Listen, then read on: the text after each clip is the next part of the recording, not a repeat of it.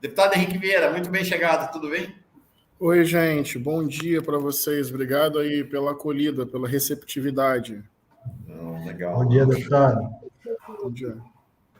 É muito impressionante essa tua estreia como parlamentar, realmente um dos parlamentares, eu digo, já tem alguns parlamentares de primeiro, é muito difícil um parlamentar de primeiro mandato se destacar, muito difícil.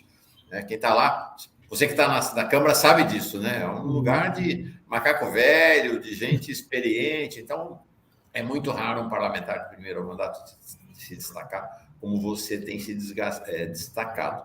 Primeira questão, sua avaliação do dia de ontem. Nossa, foi um dia histórico de tantos aspectos diferentes, né? O depoimento do Walter Delgatti, as declarações contundentes que ele fez. Óbvio que precisamos da materialidade do que ele está dizendo, mas todo o contexto está colocado.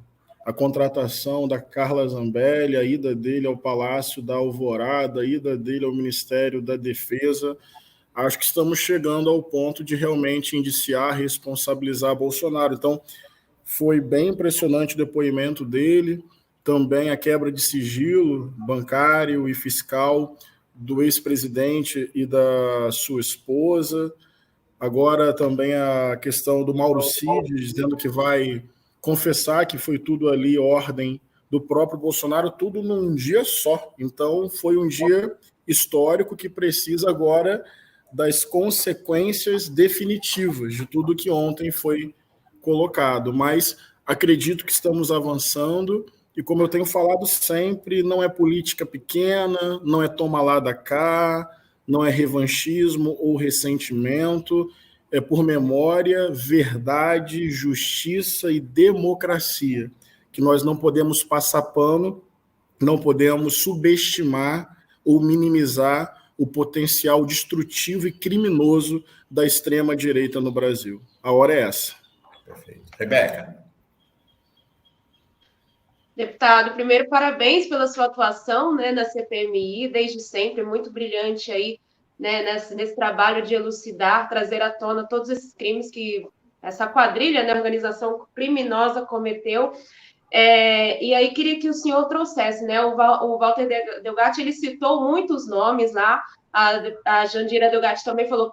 A Jandira, ela falou que na semana que vem provavelmente vocês vão deliberar esses próximos nomes que deverão vir, e como que fica isso, né, daqui para frente? Ontem a gente viu essa questão toda, como que ficou, né? Hoje o Walter Delgatti vai falar de novo na Polícia Federal, e como que fica agora esses próximos nomes, né? Vocês vão terminar de ouvir aqueles que já estão nessa pauta, e já vão conseguir deliberar isso na próxima terça-feira, como a Jandira sugeriu?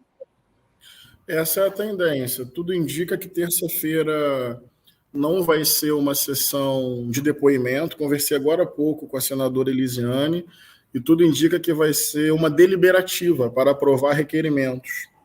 Então, vai ser muito importante para nós, porque podemos pedir para a CPMI ter acesso ao sigilo bancário, fiscal do presidente, do ex-presidente Jair Bolsonaro, da Michele, da própria Carla Zambelli. Tem alguns nomes que apareceram ali, como o Marcelo Jesus, que o Walter Delgatti faz referência. Então, a gente vai sentar ainda, porque foi um furacão ontem, então a gente vai sentar agora, fazer o mapeamento dos nomes que apareceram e pedir a documentação. Aí eu acho que é praticamente o desfecho, porque você tende a juntar prova testemunhal com prova pericial, com prova documental e ponto final. E mostrar para a sociedade brasileira com muita consistência. Eu insisto nisso, desculpa até ser repetitivo, mas acho que nós temos que ser pedagógicos na defesa da democracia e jamais utilizar as arbitrariedades, os excessos que são típicos da extrema-direita. Então, dentro do jogo democrático, com consistência e provas, está chegando a hora de dar o ponto final, no sentido de mostrar à sociedade brasileira toda a artimanha corrupta e golpista em torno do ex-presidente Jair Bolsonaro. Terça-feira, sessão de requerimentos. Eu acho que ela vai ser muito importante, que nos coloca ali no sprint final da CPMI. Plínio, chega mais. Legal. Bom dia. Primeiro, um prazer estar falando com o deputado, né, pastor Henrique Vieira, uma pessoa que admira há muito tempo, viu, pastor? Antes mesmo do senhor ir para a política, né? Uma das coisas que eu mais aprecio nas pessoas é a congruência, e você sempre foi uma pessoa muito congruente na minha visão. E a minha primeira pergunta até tinha a ver com essa questão desses possíveis excessos, né, que estão havendo, porque o discurso da oposição fala muito em perseguição, essas coisas, mas acredito que já está esclarecido. Agora, diante do que foi visto ontem, e até o pessoal estava falando aqui, o ping-pong, né? Ping-pong é uma técnica de entrevista em que é bem rápida as perguntas e respostas ali, feito por você lá com o Delgatti ontem. Eu vou até cometer um deslize aqui e fazer duas perguntas em uma. Uma, assim, esses requerimentos que vão ser colocados na terça-feira incluem Jair, Michele e Bolsonaro? E segundo, diante dos elementos que a CPI tem, e que você já viu, diante de toda essa narrativa do Delgatti ontem, hoje todo mundo acordou esperando uma prisão do Jair Bolsonaro, né? O senhor acredita que existem elementos para o Bolsonaro ser preso, e se isso vai acontecer realmente? Olha, primeira pergunta. Primeiro, obrigado pelo carinho e por acompanhar aí o meu trabalho na vida militante, agora expressando essa militância como deputado. Sobre a primeira pergunta, da nossa parte, sim, tem requerimentos para Bolsonaro e para Michele de quebra de sigilo bancário, fiscal, relatório de inteligência financeira, telemático, tem tudo. Agora, a prerrogativa de pautar é do presidente. Até então, ele não estava pautando nenhum requerimento sobre Bolsonaro e Michele. Agora, eu não sei se com a decisão do STF e com o depoimento de ontem, ele vai mudar de opinião, especialmente com relação ao Bolsonaro. Minha expectativa é que sim, mas está no sistema, já está protocolado, cabe ao presidente da comissão colocar ou não em pauta. Mas é quebra de sigilo e convocar para depor também ou não? Convocar para depor não? Quebra de sigilo no primeiro momento. Tá bom. Nós temos que ser bem cuidadosos, assim, passo a passo, para poder ganhar, assim, com consistência. Chamar Bolsonaro é uma avaliação política que precisa ser muito bem feita, na minha opinião. Sobre a segunda pergunta, desculpa, eu acabei esquecendo. Há elementos já, pelo que você viu lá, ser para a prisão do Bolsonaro, pastor?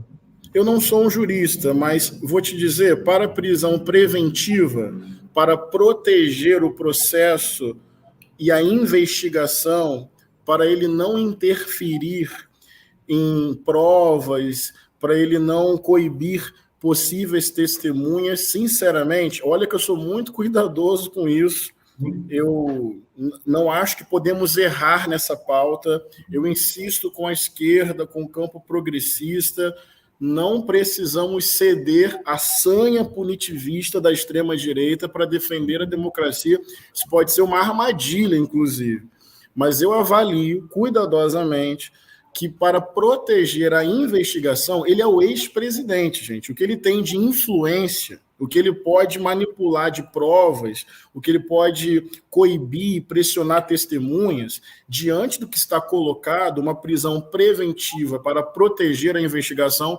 sinceramente, cuidadosamente, eu avalio que já existem esses elementos, sim. Mas eu já não imaginava que fosse agora de manhã. O STF autorizou ontem a quebra de sigilo. Tem um mínimo de tempo para uma avaliação. Você autoriza à noite, prende de manhã, eu acho que tem aí um time que a gente tem que esperar mesmo para avaliação disso, para que essa decisão, que eu acho que vai vir, seja tomada. Perfeito.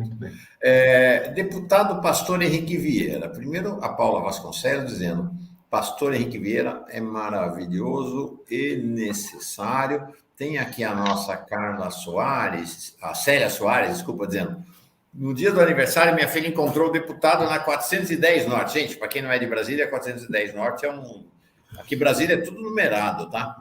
Para quem chega aqui na cidade, os primeiros 15 dias é um desespero. Mas depois a gente entende que depois fica super fácil, né, Henrique? Fica melhor. A hora que você entende a lógica, a gente se movimenta bem. Ganhou um abraço e uma foto linda. Não há presente melhor. Disse a ela que se fosse comigo, não soltava desse abraço jamais. Legal. Grande Célia.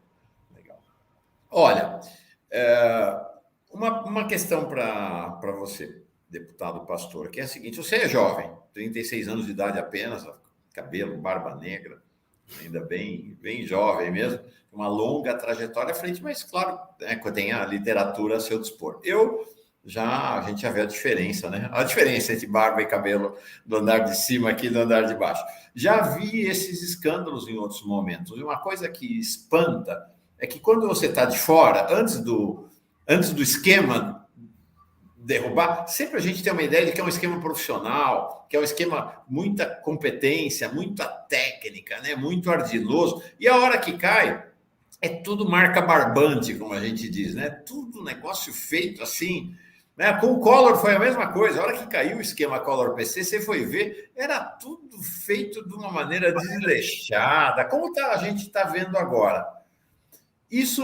Primeira pergunta é essa: há um espanto da parte de vocês lá de ver como é que é tudo amador, como é que é tudo feito de qualquer jeito, como é que eles não tinham uma certeza de que iam dar o golpe e iam ficar impunes o tempo todo? Primeira questão. E a segunda, aí já engato, que é como é que você está vendo, você que é um homem que é requisitado para tantos papéis na vida, né? Pastor, parlamentar, agora investigador, né? Um parlamentar investigador na CPI. Como é que você vê o estado de espírito da bancada da extrema-direita nesse momento, depois dessa avalanche toda?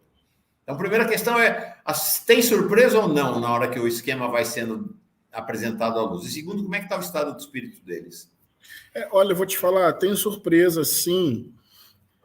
Eu procuro ser muito cuidadoso na minha avaliação. Não podemos subestimar a extrema-direita. Vou partir desse princípio. Porque não tem exatamente a ver com competência ou incompetência desse grupo, certo? Tem a ver com uma questão global do nosso tempo histórico. Olha como é complexo. Esse modelo capitalista, neoliberal, o esgarçamento dessa lógica e uma narrativa autoritária ganhando força no mundo.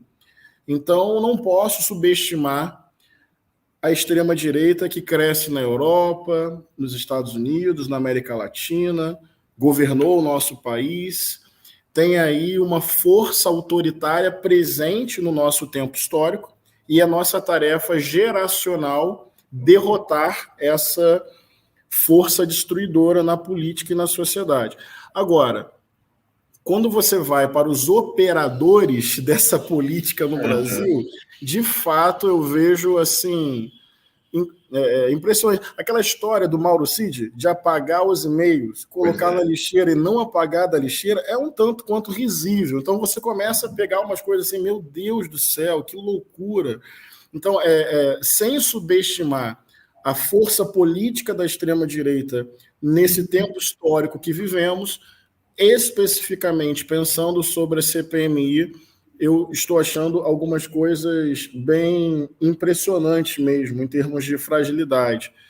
E estamos conseguindo identificá-las e provar à sociedade a tentativa de golpe. Aquela conversa do Lawande com o Cid, na verdade, o depoimento do Lawande, quando ele fala coisas assim bizarras, dizendo que, na verdade, o que ele estava querendo era a pacificação do Brasil, que Bolsonaro desse uma ordem de paz. Assim, enquanto ele dava o depoimento, eu achava inacreditável. Nem ele acredita no que ele está dizendo. Assim, orientação jurídica horrível que foi dada a ele. Então, assim, existiram momentos na CPMI de eu ficar espantado com a fragilidade deles, sem subestimar o potencial que eles têm. Nós ainda estamos numa disputa, gente. Nós ainda estamos numa disputa muito importante no nosso país. Agora, sobre o estado de espírito dos fanáticos lá, eu acho que eles estão com raiva. Eles começaram muito empolgados, achando que fariam o que eles fazem, que é distorcer a realidade, provocar confusão mental e transformar narrativas falaciosas em alguma coisa razoável. Isso é a extrema-direita, é o absurdo se tornando comum. E eu acho que eles fizeram essa aposta. Mas no decorrer das investigações, com os depoimentos, com as documentações, com as decisões do STF, eles estão com muita raiva. E ontem à tarde, especificamente, quando o Walter Degatti começou a ficar em silêncio, eu confesso que na hora ali eu não entendi muito bem não, viu? Eu falei, que estranho. Mas depois eu fiquei olhando para os deputados bolsonaristas e o silêncio do hacker estava dando neles uma ira, uma revolta, uma raiva, um desconforto, um desespero, que eu comecei a dizer, cara, eu acho que deve ter uma inteligência nessa coisa de ficar em silêncio, porque os caras estão muito perdidos, entendeu? Eles não esperavam essa postura do Walter Degatti. Depois eu até fiquei pensando assim, do ponto de vista do hacker, tá bom? Pensa assim, bem, se eu já disse o que eu queria dizer e tenho certeza do que eu disse, por que eu vou ficar dando palco para a extrema-direita? Então, eu até entendo que se ele tem segurança mesmo no que ele disse, foi assim, uma jogada genial ficar em silêncio e deixar os caras com raiva, como se fosse assim, fala aí, porque eu tenho prova aqui, eu tenho prova aqui, eu tenho prova aqui. Então, acho que ontem à tarde foi um termômetro para responder a sua pergunta. Eles estão, assim, com raiva, muita raiva. Perfeito. E é sobre essa raiva que eu quero perguntar agora também, porque o corte da fala da Damares, né, pipocou ontem em vários sites, vários perfis aqui das redes sociais. E é isso, o Mauro já adiantou aqui para a gente, né, no começo do programa, que ele acredita que a Damares não vai ser cassada, o mandato dela não vai ser cassado. Existe essa possibilidade, deputado? Não, acredito, né? Não. Assim, vamos lá. Não é uma questão de opinião, é uma questão de constatação, certo? Uhum. Não acho que ela vai ser cassada. Não, Gente, vou dar uma... Ó, o Silvio Almeida entregou um relatório da gestão da Damares sobre a questão Yanomami. Todas as omissões deliberadas dela, caracterizando prevaricação mesmo.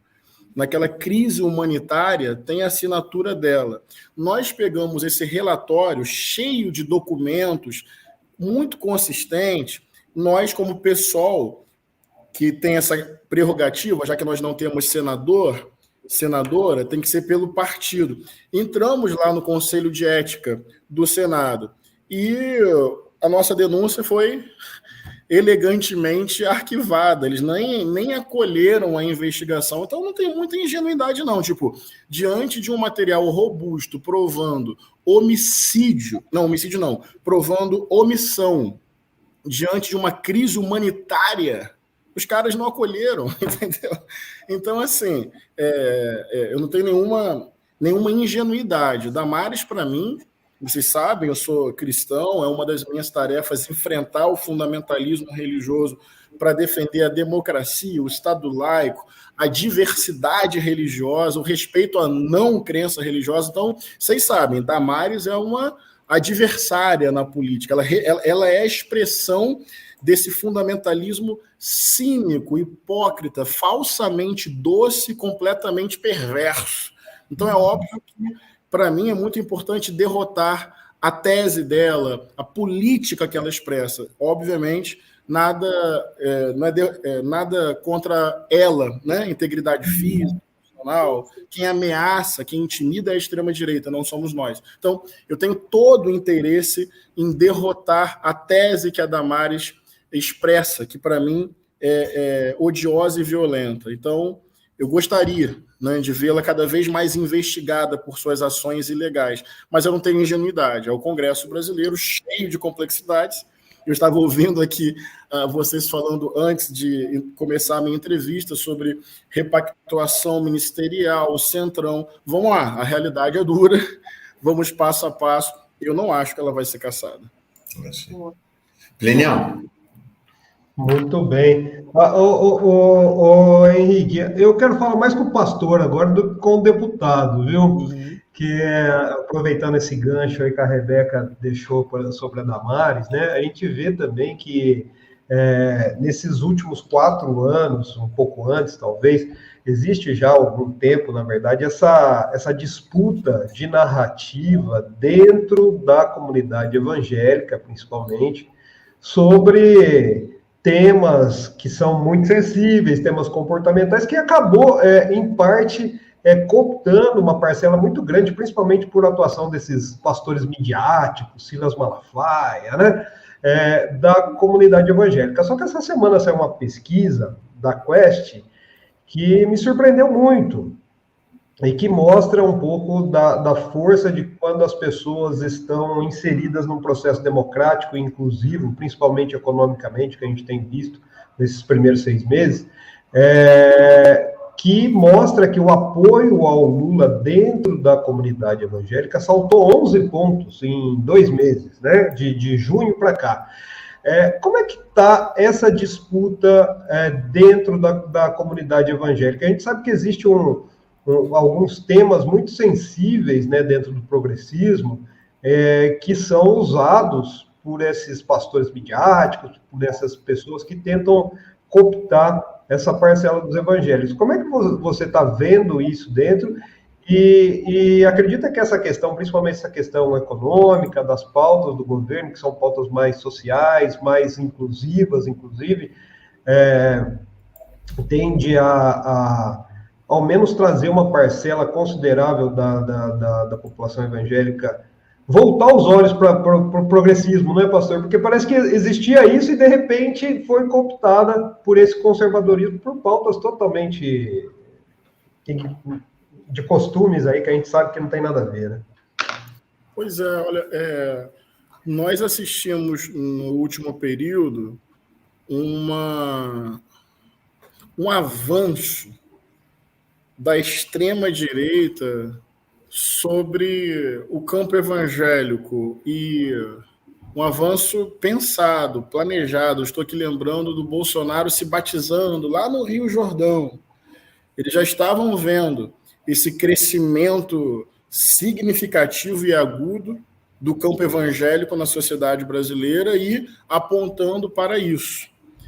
Então, eu preciso reconhecer isso, que há, de fato, uma apropriação do afeto, da fé evangélica por uma narrativa de extrema-direita. É um debate do nosso tempo. A questão que se coloca é que o campo evangélico ele não é uma metáfora, ele não é abstrato. Ele tem características, inclusive de classe. É uma maioria empobrecida, trabalhadora, explorada, lutando para sobreviver. É gente que, na minha opinião, a gente quer ter ao nosso lado para construir um país. A gente quer defender a vida e os direitos destas pessoas, porque elas muitas vezes é que estão na economia informal, que estão pagando um aluguel caro, que estão tomando tiro e perdendo seus filhos, que estão passando fome. Então, o que eu sempre tenho colocado para o campo progressista nós precisamos dialogar com o campo evangélico porque ele é uma parcela significativa da classe trabalhadora desse país. E esse campo evangélico é o motorista do aplicativo, é o porteiro do prédio, é a dona de casa, é o professor também, tem o médico também, o advogado, a advogada. Tem aí uma diversidade com um aspecto de classe, olha, de raça e de gênero. A maioria é preta, de mulheres e pobre. É com quem a gente quer mudar esse país prioritariamente. Então, nós não temos outra alternativa, na minha opinião. Temos que enfrentar o fundamentalismo, dizer isso é violento, isso promove guerra, isso não tem nada a ver com respeitar e amar o próximo, isso não tem nada a ver com Jesus. É uma tarefa pedagógica para poder dialogar com essa parcela e construir um projeto de país. Então, esse é o meu entendimento. E é óbvio, eu não tenho nenhuma ingenuidade. Se você pega o cristianismo como religião hegemônica, olha, ele já foi instrumento de múltiplas violências e violações. Cruzadas, colonização, escravidão. O meu vínculo existencial é com Jesus de Nazaré, é a minha fé. E dentro desse cristianismo, hegemônico, também tem muita resistência. É uma coisa que eu procuro falar para o campo da esquerda, que tem o cristianismo hegemônico, esse ocidental, eurocêntrico, colonizador, patriarcal, racista. Só que tem duas observações. Primeira, na minha opinião, não tem nada a ver com Jesus de Nazaré. Segunda, você não pode apagar a teologia da libertação da história, você não pode apagar São Francisco de Assis da história, você não pode apagar os padres revolucionários da Nicarágua da história, você não pode desconsiderar Dom Helder, Irmã Dorothy, Luther King. Tem uma disputa a fazer. E essa disputa nos interessa, para além do campo cristão, interessa a democracia, interessa um projeto popular de Brasil. Então, vou ser muito sincero com vocês, num papo muito reto, assim. Em vários espaços, tem desconfiança. Assim, pastor, como assim? Eu entendo, eu respeito, eu não julgo, porque só a pessoa sabe o sofrimento que ela carrega, e eu não vou jamais minimizar a dor, porque eu sei a violência que o fundamentalismo provoca e pode provocar na vida das pessoas. Então, não se trata de dar lição, mas é de pedir licença e dizer, tomara que caiba um pastor nas fileiras da esquerda anticapitalista e democrática, porque não se trata de mim, se trata de milhares de pessoas, porque se não couber eu ao lado de vocês, não sou eu, é um monte de gente que não vai caber, entendeu? Então, acho que é uma disputa que, humildemente, eu quero fazer, entendeu? Legal. E é isso, né? É um campo... quem ignora o fenômeno evangélico está fora do que é o povo brasileiro, né? O fenômeno evangélico, nós estamos caminhando, parece que o ritmo está diminuindo um pouco. A gente tem dialogado sistematicamente com o professor José Eustáquio Diniz Alves, um dos maiores demógrafos do Brasil, que fala muito da transição religiosa, né? Os evangélicos caminham para ser não a maioria absoluta, mas para serem em número mais numeroso do que os próprios católicos e católicas do Brasil. Então, não dá para ignorar, né? Não dá para ignorar, efetivamente não dá. Você falou, Henrique, bom, essa é uma manhã também de muita notícia, né? A cúpula da PM do Distrito Federal está presa, foi presa pela Polícia Federal por conta da sua participação, né, nos atos, ou da sua conciliação, da sua cumplicidade com os atos do 8 de janeiro. A gente deu essa notícia logo no começo da manhã. Já está na Polícia Federal o Walter Delgatti para mais uma rodada de depoimentos, e a sexta-feira está longe de acabar. Vamos lá, vamos esperar. A sexta-feira, de fato, está longe de acabar. Outra notícia importante saiu agora cedo, Henrique, uma pesquisa Quest sobre essa questão das joias e Bolsonaro. Me parece, não foi divulgado no Twitter do responsável pela Quest, o Felipe Nunes, a data do campo, que acho que seria importante ele avisar. Porque se foi antes de ontem, pode ser que ela tenha alguma mudança depois de tudo que aconteceu. Mas, de qualquer maneira, acho que ela vem em socorro da sua tese. Né? Primeiro, né, você ficou sabendo da operação da Polícia Federal que investiga o desvio de joias recebidas de governos estrangeiros por aliados do ex-presidente Bolsonaro? Uma pergunta genérica para mapear o conhecimento. Você tem aí 66% da população dizendo que sim. Se essa pesquisa foi feita antes de ontem, muito provavelmente feita hoje, essa pergunta daria um grau de conhecimento maior. Mas aí você falou, a força da extrema-direita. Olha que interessante. Você acha que Bolsonaro deveria ser preso por causa disso? Sim, 41. Não, 43. Não sabe, não sei, 16. Então tá aí. Depois de tudo que já está sabendo, ainda é maioria aqueles que acham que Bolsonaro não deve ser preso. E quando a gente vai olhar os termos, para quem votou em Lula, 62% acha que Bolsonaro deve ser preso. Mas olha que curioso, para 24%, né? 24%, um quarto dos eleitores de Lula acha que Bolsonaro não deve ser preso. Aí, nos eleitores de Bolsonaro, né, 19% só acha que ele deve ser preso, 68% acha que não. Então, me parece que esse cuidado com o qual que você se referiu tem uma razão de ser também, né, para dialogar com a população, né, também. Então, é isso que eu chamo de pé no chão e passo a passo. Nós não vamos derrotar a extrema-direita por causa de um depoimento. Entendeu? Nós vamos derrotar a extrema-direita na quadra histórica, né? Não anistiando a extrema-direita, responsabilizando os seus gestores criminosos, com política pública de redução da desigualdade e garantia de direitos para o nosso povo, com abertura de canais cada vez mais participativos de democracia, com a autonomia dos movimentos sociais, entendeu? Derrotar a extrema-direita não é nossa, olha... Gente, o Bolsonaro fez uma gestão criminosa da pandemia. Tipo assim, brasileiros morrendo e ele fingindo ali asfixia, lembram disso? Quase que zombando do sofrimento do povo. Pois é, nós ganhamos dele, depois disso, por 2 milhões de votos. Então vamos lá, pé no chão, não é ir para o canto do ringue, não. Nós estamos vencendo, mas para vencer de fato e vencer de vez, tem que ser com inteligência, tem que ser com pé no chão, tem que ser com política pública, tem que ser com redução da desigualdade, tem que ser com uma investigação séria para mostrar à sociedade os crimes que eles cometeram, mas isso não é num piscar de olhos. E sobre uma notícia que você deu, olha, tem que colocar a lupa nisso, viu? O descomando intencional da Polícia Militar no 8 de janeiro. Assim, coloquem lupa nisso, eu estou colocando do lado de cá nas investigações. Essa história não está toda contada ainda. Que houve um descomando intencional para permitir o que aconteceu no dia 8, eu tenho certeza. Mas, olha, colocar aqui para vocês uma questão cuidadosamente. Você não explica esse descomando da PM só dentro da PM. Tem coisa que vem de cima aí. E olha que eu acho que vem de muito em cima aí, na cúpula bolsonarista, para que a PM chegasse naquele estado meio que de inércia.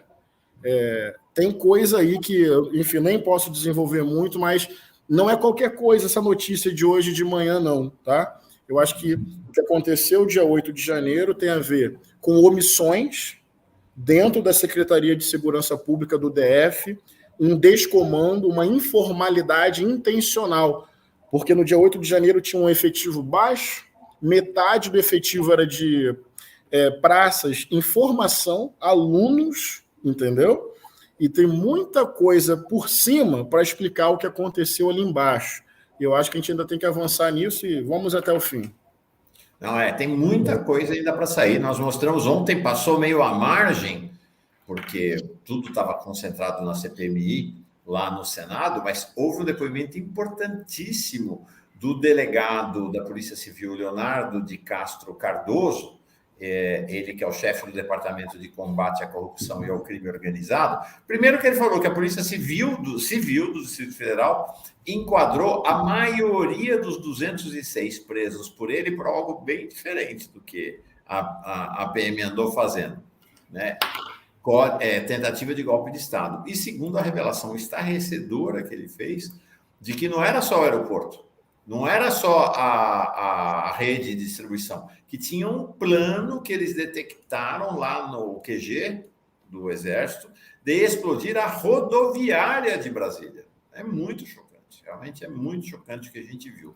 Rebeca, Plínio, as últimas perguntas aí para dispensar, porque eu sei que a coisa anda agitada aí pro lado do deputado pastor Henrique Vieira. Rebeca. Eu acho que é mais um comentário, Mauro, daqui da minha parte, porque de todas as coisas absurdas que a gente ouviu ontem naquela sessão, foi essa questão das senhas, né? Muitos deputados falaram que o Delgatti era um gênio, mas, gente, a senha 1, 2, 3 mudar, eu acho que ele teria mais dificuldade de abrir aqui o meu computador do que de invadir o sistema, né? Que ele conseguiu lá. Isso descredibiliza de uma forma muito grande, né, o deputado, diante da população, essas instituições que deveriam ser honrosas para o Brasil, né?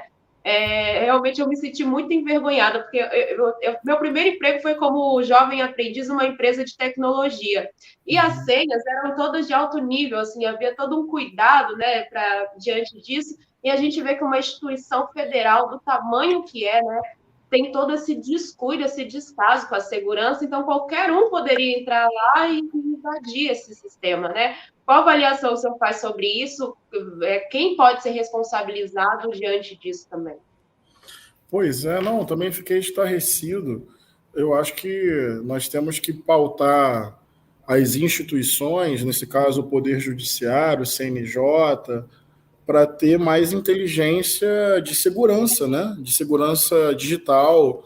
Eu não sou um especialista na área, o meu espanto foi o mesmo que o seu, e eu acho que agora é uma revisão completa destas instituições, porque já há inteligência suficiente para criar mecanismos muito mais protegidos e seguros. Então, acho que isso que tem que ser exigido. Inclusive, por nós parlamentares, eu vou ver os caminhos assim corretos para poder pautar isso e pedir, solicitar, exigir que haja mais inteligência e proteção para a segurança de dados. Na CPMI, nós também percebemos que vários alertas que a ABIN, né, dava sobre o risco de ações violentas no dia 8 de janeiro, essas informações de segurança nacional eram passadas num grupo de WhatsApp. É estarrecedor. Informações relevantes de segurança nacional eram passadas num grupo de WhatsApp. É estarrecedor, gente. Não sei se vocês concordam comigo. Eu fiquei assustadíssimo. Eu falei, agora estou me sentindo protegido, porque, meu Deus do céu, que nível de amadorismo. Se a pessoa não vê o WhatsApp, esqueceu, desligou o celular, bem, essa informação relevante não chegou. Isso é muito, muito, muito amador, né?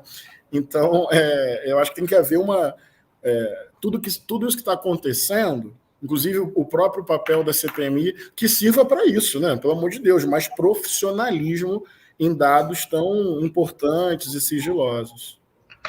Ô, deputado, a minha questão vai até em relação a isso, né? Que a gente tem visto informações aí estarrecedoras, principalmente em relação aos militares, né? Ontem o Delgatti falou que ele produziu o relatório que seria uma obra ali dos técnicos do Ministério da Defesa.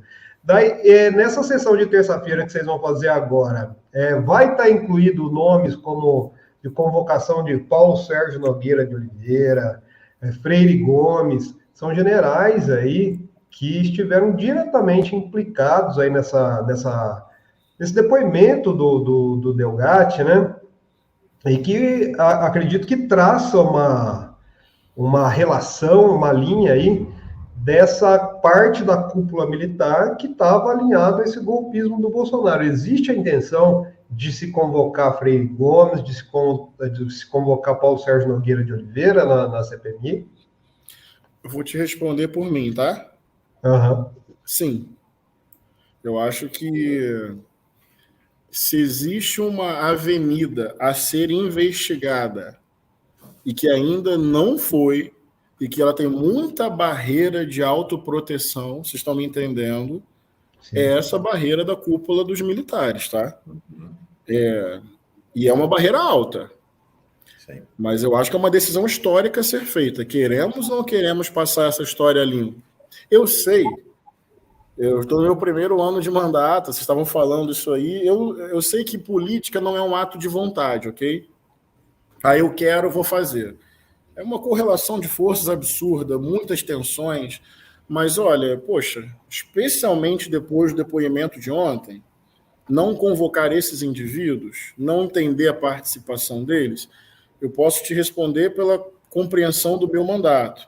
Nós não podemos abrir mão dessa tarefa, com devido cuidado. Vocês estão entendendo sempre o meu método de ação, de investigação, de ser parlamentar, não é espetacularização, mas indício de envolvimento tem.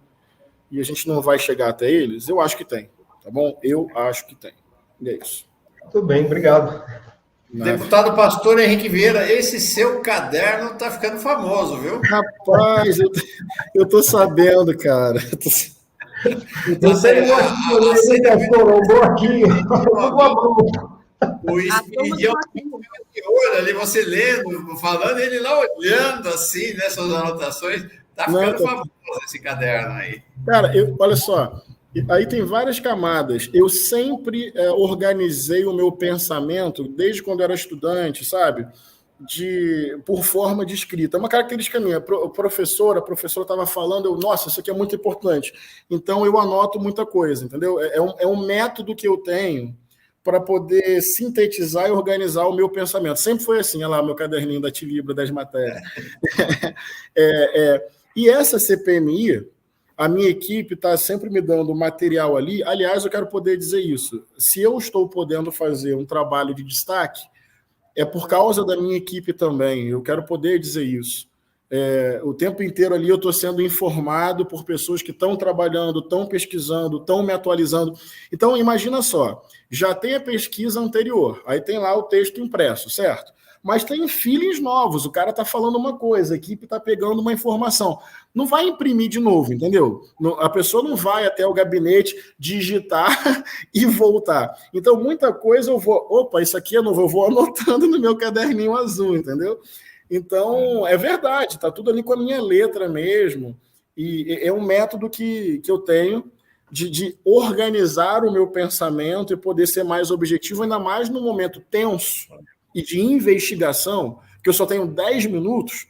Quanto mais eu for certeiro, melhor para o nosso time, melhor para a nossa causa. Que bom que esse caderninho está servindo a nossa democracia. Já dá para virar livro, né? Oi? Fala, Rebeca. Já dá para virar livro, inclusive, esses pensamentos do deputado. Não, e sobre a sua equipe, eu tenho dialogado muito com a Yara, né, que cuida de relações com a imprensa lá, mando um beijão para ela, realmente figura, tem sido muito atenciosa, muito dedicada. Semana que vem, se der, faça uma visita lá, vou tomar um café no seu gabinete. Obrigado, viu, deputado? Obrigado mesmo. Vocês, gente. Muito obrigado. Um abraço, deputado. Prazer falar contigo, viu? Pô, o prazer foi meu, assim. Valeu mesmo. Valeu.